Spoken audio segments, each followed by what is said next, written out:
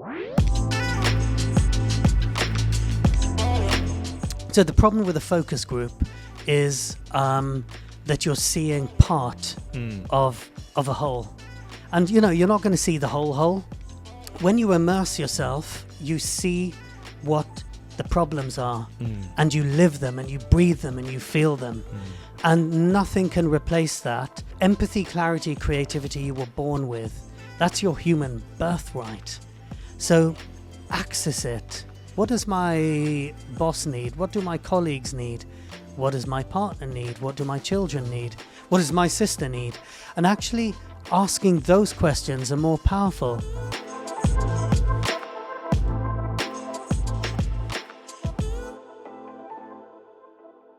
Hey everyone, and welcome to another episode of Masters of Innovation podcast. We are here at the Global Innovation Forum, which is a really exciting event. Lots of innovators coming together, coming up with new ideas. I've got one of the keynote speakers of the event, Rama, who has been talking all about design-led leadership, which is really exciting. But Rama, firstly, thanks for taking the time. Oh, thanks for having me in this side room, the ante-room, to talk about innovation. It's a kind of topic on the tip of the lips. Yeah, absolutely. And I think we've seen so many different kind of perspectives on it. Obviously, design-led leadership was the main kind of topic from your keynote. Obviously, you've written a book about this. Maybe what is design leadership, and how would you frame that? Sure. So the book's called Creative Leadership, and it's built from my experiences as a designer, and it's really based on 3 values. It's based on the premise that everyone can be a leader, but most of us are told that we can't. We're excluded because, you're too tall, too short, too female, too male, too non-binary, too brown, too white, whatever is the human qualifiers that we use to exclude. But the 3 principles are very human-centered. They're very universal. It's based on 3 values of empathy, the heart, clarity, the head, and creativity, the hand. Amazing. And maybe we could delve into those 3 areas. I mean, the one that kind of stood out to me, certainly to start with, was empathy. I certainly have seen that in the leaders that I've really got along with. Is that empathy, that understanding of the human factors is really key. I'm interested to get a perspective of why that's such an important part of this kind of trifecta. So empathy for me is really important because it's how we connect. Society wouldn't function without empathy. But somehow empathy, as you move up the leadership ladder, gets edited out. It's for centuries we've been told leaders have got to be the jackbooted general or the person broadcasting from a podium or the CEO with the loudest voice. And I think actually empathy is about bringing the world more into balance. You don't treat imbalance with yet more imbalance. Empathy levels. It brings opposites together. It connects rather than conflicts. Over empathy is a dangerous thing, but empathy by itself is a deeply needed human value, and it's something we need to activate and celebrate. But it's not always seen in those leadership positions, and certainly, I think true empathy, especially in the time of need, builds trust. I mean, we were just talking actually outside around a kind of anecdote that you had around an empathy scenario where someone wasn't performing at their best. Maybe you could tell us a little bit about that story. Yeah, so very early on in my career as a new manager, there was a guy in my team who is a number of years older than me, and he wasn't performing. And the expectation from senior management at the time was axe him, get rid of him. Wow. But I sat down, had a closed-door conversation, which I have to say made him excessively nervous. But he, somewhere in the middle of the conversation, just asking him what was going on in his life, revealed that his partner had been diagnosed with, the C word, which rhymes with answer. And it's a significant moment. So instead of reprimanding him, I said, can you come in tomorrow? Right. Spend half a day, hand it over to another member of the team, and we'll take it from here. And, we'll check in every week to see when you can come back. And he turned around and said, one of the most enlightening, but one of the most painful things to me, he said, I thought I was going to get fired. This is what would have happened in my previous jobs. And I sat there thinking, what level of humanity are we bringing to the workplace? Are we leaving humanity at the door when we step into the office? It's a really interesting concept, and I think that human factor, I don't think is kind of talked about enough in leadership, which was interesting. And I think, your personal journey was quite interesting from what I saw online, and what I've seen online, and obviously in the keynote today, which was you had quite humble beginnings. From your parents were kind of your leaders in your life and quite creative in that sense. But you mentioned that there weren't any particular role models that you could look up to. I mean, how do you forge that path as an individual in that space? So I think for most of us, you will be forging a path. So, there'll be, my mother and father certainly exhibited roles that I could exemplify and look at. But we are all human beings born on this planet, I believe, to work through, to learn things, to, in the widest possible sense, to better ourselves. And that's an individual journey, but it's also a collective journey. So I do believe that when creative leadership is about two things. It's leading yourself, so then you can lead others. Someone once asked me, if you had a Harry Potter wand, what would you fix? And I said, I would fix the only thing I can in this universe, which is me. Right. And I think that is the essence of creative leadership. It's work on yourself and let your inner light shine so bright that it has an external effect. Yeah, that's an interesting concept. I think that's back to the human. You could even reference that to relationships. People a lot. Even think of couples, wives and husbands, and the like. Actually looking to your partner for everything, is not necessarily the best approach. The best approach sometimes is actually to look at yourself. How can I be a better servant in this relationship rather than what am I going to get? Which is an interesting. Yeah. There's definitely some parallels to leadership there. Yeah. Do you see that as a concept within leadership as well? Is thinking about how you serve rather than what you receive back? I think that's it. It's service. So I think servant, servitude are kind of words that carry a history. But when you are in service, when you can actually turn up and say, what does this person need? So many conversations on social media and again on LinkedIn are about how to demand what you need from a job. But very few of them are how to turn up and listen. What does my boss need? What do my colleagues need? What does my partner need? What do my children need? What does my sister need?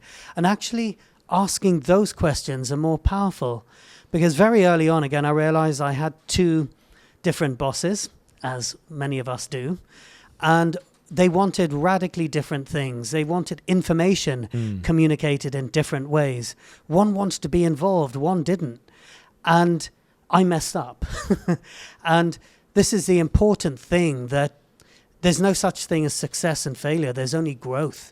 There's just the human pathway of putting one foot in front of the other and learning from it.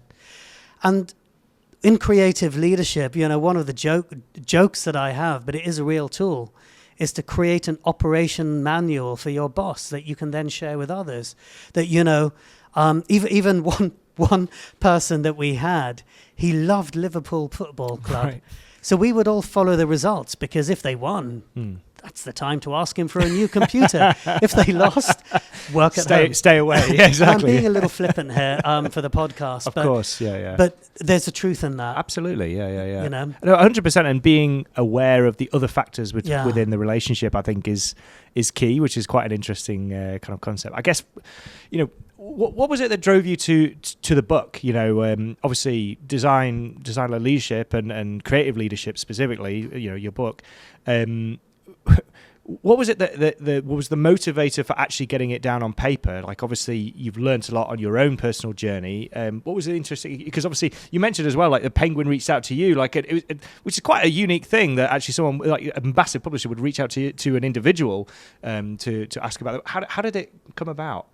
So the book was actually written during lockdown, right? And it was commissioned by a different publisher who did the hardback. Interesting. Penguin actually, I'm an introvert, but I can crank myself up enough to nervously take the stage and hold a mic.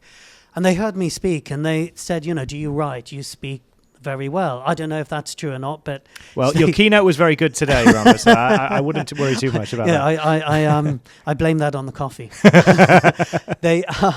And I gave them the book, and then they said, can we do the paperback? So they reached out and wanted to do the paperback, which, different price point, a different marketing strategy. Sure. But the motivation for it was during lockdown. My father passed away at the beginning of lockdown. I was at home for, however long. I wasn't doing a Boris Johnson and having cheese and wine parties. No. But I was... sitting there, and I could see myself spiraling in terms of health and various different things. So I became vegan, didn't drink alcohol, and I decided to focus and did a lot of yoga 3 times a day. Wow. And it sharpened the mind to write this book. I nearly resigned 6 times from doing it because there was that much pain. In the actual writing process, or there was pain because of what I was going through. Of course, yeah. And I was very lucky. You've always got to have that friend that is not just friends who are cheerleaders, great, but also the friend that will actually kick you in the bum and say, there was a time I said I'm resigning, and she sat with me for 3 hours, listened to all the stuff I was going through, and then said, you're not to resign from writing the book until I give you permission. Right. And it was really good to have that because there was an external voice of conscience. So, but it was written through some difficult processes. But because of that, I think it's heartfelt, it's raw, it's honest. A lot of people have said to me, you haven't just written about joyous stories. Leadership is a joy, it's wonderful, it's unicorns and rainbows. No, it's a reality. And what's interesting is you mentioned it on stage that this perspective actually hasn't really been thought of before. There's a lot of leadership books out there, but none from a creative angle or from a design angle. Like, what was, obviously I'm sure in the research for this you would have read other leadership books. What was the unique thing about the creative side and the design-led side that was, that really thought, I've got something, there's an opportunity here for a book? So I never really thought about the book. Right. I was doing the work and doing it out of love. We never patented the model because that's for the world. Mm-hmm. So actually it's an offer for the world. Nice. And so many people out in the GIF audience, the Global Innovation Forum audience, are sort of saying to me, how did you, what were the barriers you came across with writing a book?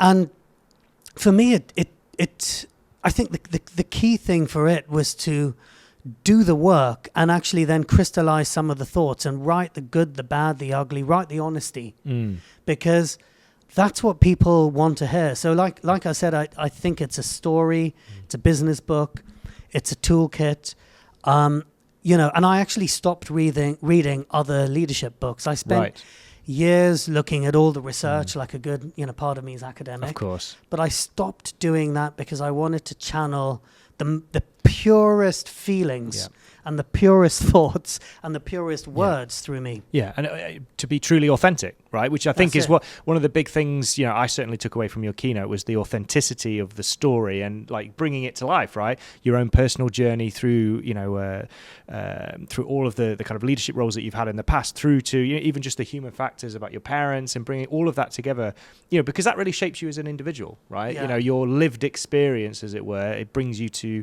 where you are and the decisions that you make, and it's quite interesting in that sense. From Rama today, like what's post book? I know you talked about applying the rules and the principles from the book with organizations. Maybe you could tell us a little bit about that. Sure. So I've stepped out of the director role that I had at the Royal College, and I have my own company, which is called Instill, and that deliberately stands for instances of inclusion, love, and leadership. So this is running consulting projects in inclusive design and creative leadership. So training, advising, bringing some of these principles and values. We've trained and talked to over 25,000 people and had impact to thousands. Maybe hundreds of thousands, maybe even 1 million. And I think the big thing that people are saying to me, I'm very led by what people ask for. And people are talking about a community. So we're looking at doing a different form of education. So on things like school.com, where the entry point can be free or very low fee, and bringing the word out there. The number one thing people ask for is self-training. Sure. I was never told I could be a leader. 95% of people on the planet, I wouldn't say on the planet, I haven't spoken to all of them, but that I've spoken to say, I'm excluded in these different ways. And I think the second thing is community. Who can I link with that's going through what I'm going through in terms of I think this journey? That drives this sort of event, right? Like Global Innovation Forum, bringing those kind of like-minded people together to kind of share experiences from different industries, which is always quite exciting. I guess from that perspective, we talked a lot about innovation throughout the event. We've been talking about, like, there were stats put up like 90% of all innovation projects fail. Other people were claiming 75%. Either way, quite a lot. What is it about innovation that that you see that is stifling innovation, that's stopping things from happening? Is it we're doing the wrong thing? Is it we're not getting the sponsorship? What are you seeing in the in your roles and in your conversations that really is a barrier to adoption or a barrier to innovation? So there's two main things, and I think it comes from fear. Actually, it's fear is probably the baseline, and creative leadership is about replacing fear with progress, with love, with kindness, with empathy, with creation. But fear sort of leads to putting your faith in strategy. Strategy kills innovation. And I think as human beings, I love a good plan myself, but none of us have ever planned a day and it's gone according to that plan. And, reality eats strategy for breakfast, as a friend of mine would say. So we come up with this plan and we think, we've got to innovate on a Tuesday between 4 and 5. But you might have that amazing thought on a weekend. I'm just being very, very reductive and simple here. But how do you allow for that? Yeah. So simple structures and strategies, reporting mechanisms. So with one company, we realized everything we did, every innovation we made was killed and crucified at the board level because it didn't fit their key performance indicators. So we thought, why don't we redesign the key performance indicators, and we turn them into key performance aspirations. And suddenly our projects were having success because instead of just looking at performance, we were looking at people, we were looking at place, and it was an airport. We were also looking at planes. Right. So 4 Ps instead of 1. I was going to say, people, process, place is usually what I wasn't expecting planes in that. So there's definitely a new P in that kind of acronym that I've never seen before. But look, I've had conversations around corporate culture, and what you're saying 100% comes back to the conversations that I had on that. People have to have the space to come up with ideas and innovation. Like, you could be in the shower, you could be, you don't know where the idea is going to come to you, but those that are so busy and so focused on firefighting, there is no headspace for innovation. And I think that's a key point. And also having everything tied to metrics, like these KPIs, I think that's also a challenge. I mean, the planning thing resonates with me because in previous roles, I've been asked to what's our strategy? What's our plan on this? And in previous roles, I was in our kind of go-to-market and strategy area, and they'd be like, what's the plan? What's the strategy? I would spend a lot of time, do some market research, come up with a deck, present it to leadership. And it was almost like, for them, the what settled them down was knowing there was a plan, but they were not interested in how I was going to deliver it or it was more just like, I'm happy now as a leader because there is a plan. Yeah. But whether I actually executed against it was almost secondary. Yeah. I don't know if you've seen that in your experience. Like it's like as long as we have a plan, I'm happy. But it's like what actually happens is kind of secondary. So I'm gonna let you into a little secret here. I don't think I've ever said this on a podcast or on stage before. Exclusive. This is probably going to be in the second book, which I'm already planning in my head. There's, nice. There's nothing solid there. So, but it's again, you've got to have it in fresh ideas. It's more in the heart than the head. Okay. But it's called the fourth brief. Right. So typically, most designers, creatives, innovators, business people will know. But the board, the client, whoever will say, give us 3 directions. So 3 is pretty much the number that they'll land on. Enough digestible. It's not too many, not too few. Yeah. So, go out, do your research, whatever, come up with 3 directions. We always did a 4th. And the 4th was giving the team the freedom to do the Volkswagen Golf, the first small GTI, the first small car to drive working like outside a big of one. the constraints. Working outside.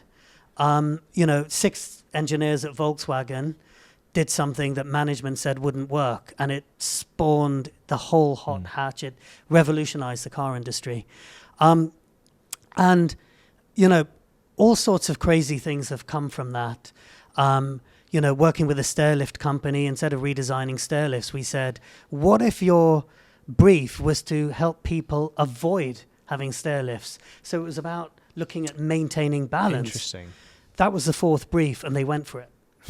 which is kind of interesting, and I think that's an interesting, because and I had another conversation with someone at the event when we were talking about it's almost like framing the problem sometimes is done incorrectly, or like what we are as an organization. Like, for example, that stairlift company would say, we're a stairlift company. Actually, no, you are you're solving a problem. You're like, there is like a thing around how do we support elderly people or people with lower mobility. But like you said, actually, you don't want to get to the point where you need the stairlift. Yeah. So it's interesting. So you're kind of thinking about it differently, but traditionally they might have thought of themselves as the stairlift company, right? And they are so pigeonholed into that product set, which is interesting. But it's you're kind of taking a step back and saying, actually, we're helping people with mobility, and that's what we do. I love this conversation because 2 quick points on that. So just going back to what you said, in the 3 briefs, deliver what they asked for. A new design of stairlifts, new textiles, new materials, whatever. But then the 4th brief, think of the 4th brief and bring that in as a delightful surprise. And 9 times out of 10, people go for it. So I think the other thing is stepping into the helicopter. So it goes back to what is your purpose as a human being on this planet? What is your life-centered approach? How are you contributing to positivity in this gorgeous little planet of ours? And, I heard this story from the great designer Michael Wolff, of Wolff Olins, who said, what he would routinely do is kind of sit a company in the room and not let them leave the table until they'd come up with a purpose. And we're not talking vision, mission, values. So even with an office supply company, he said it took them half a day to get to the point that we are here to reduce friction in terms of office supplies, in terms of the office paraphernalia. We're here to reduce frictions in people's, when people use staplers and erasers. So that was statement number 1. But he said, turn it into a positive. So we are here to help people who work in offices and who need to use stationery to have an ease of flow, and our work should be so delightful it's invisible. Yeah, and I think that clear vision and that clear strategy is really important. So I used to work at McLaren, and there was this mantra that, does it make the car go faster? I'm jealous now, by the way.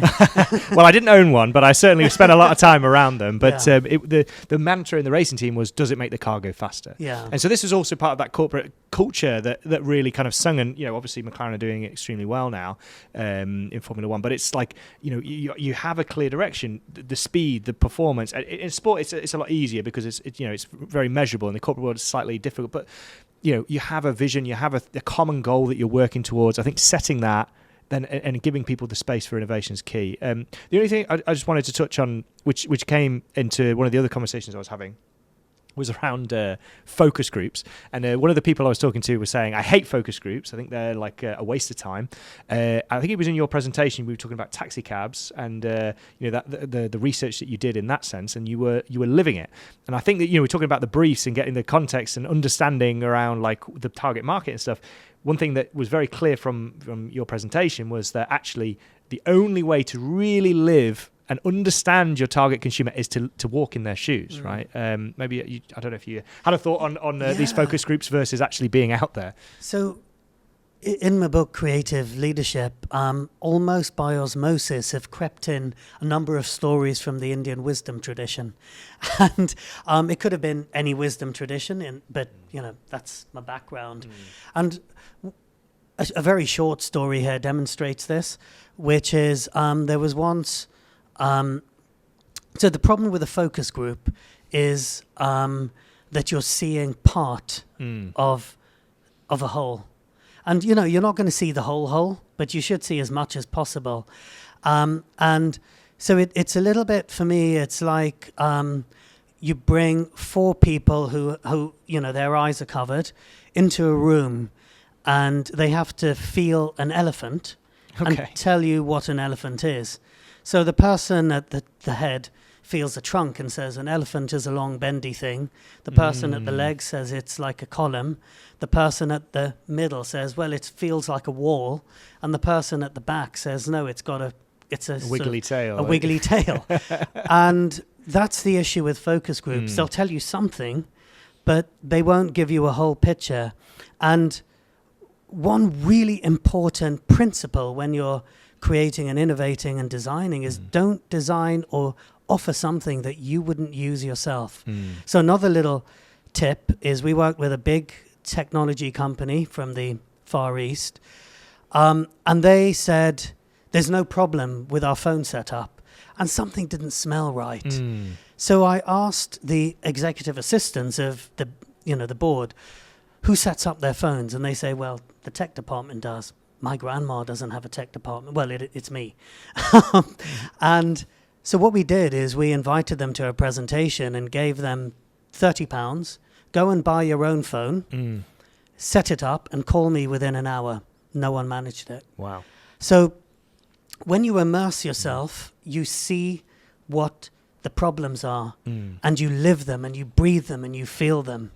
And nothing can replace that. And nothing can replace talking to people like the wheelchair user Fiona, who we were walking around with. So we weren't shadowing her, we were walking with her.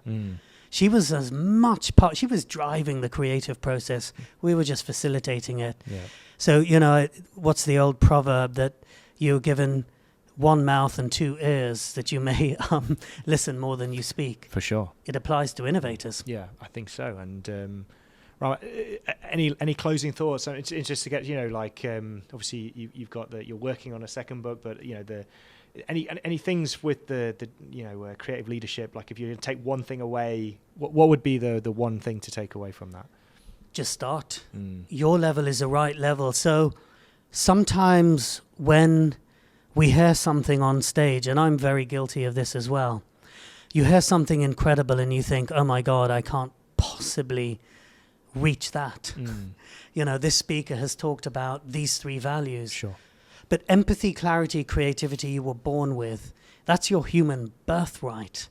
So access it. What's your cellular memory? Another book that I was writing, which was a novel, starts with these words, and I think it's the answer to your question. The bird's most important flight is its first, born from uncertainty and disbelief, but driven by its ancestral memory of touching the sky. And for us, think we need to think, what is your ancestral memory? Because locked in all of our ancestral memories, locked in our minds, our hearts, our essence, our spirit, is empathy, is clarity, is creativity. So just start. Amazing. Thank you very much. That's been an awesome conversation, and I really appreciate you taking the time. I love the fact that we grabbed each other from the coffee queue and came here. Well, the thing is, and what's interesting is we had no questions, we just walked into this, but I've really enjoyed this conversation, so thanks. Me too. Thank you so much, my friend.